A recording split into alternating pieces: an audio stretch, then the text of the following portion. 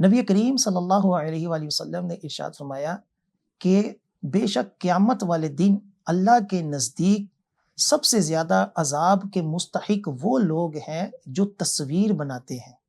لہٰذا کیک کے اوپر جو اسی بچے کی تصویر یا کسی اور کی بھی، یا شادی کی میاں بیوی دونوں کی تصویر اگر جس طرح وہ پرنٹ ہوتی ہے، وہ ایسی ہی پرنٹ ہوتی ہے کہ جس کا بنانا ناجائز ہوتا ہے۔ ایک یہ ہے کہ خالی گول دائرہ سا بنا دیا جائے کہ جسٹ ایک خاکہ ہو، پوری تصویر انسانی نہ ہو، اور ایک ہے کہ مکمل اسی بندے کی تصویر پوری کی پوری جو ہے اس کو کیک کے اوپر لگایا جائے، تو یہ ناجائز ہے۔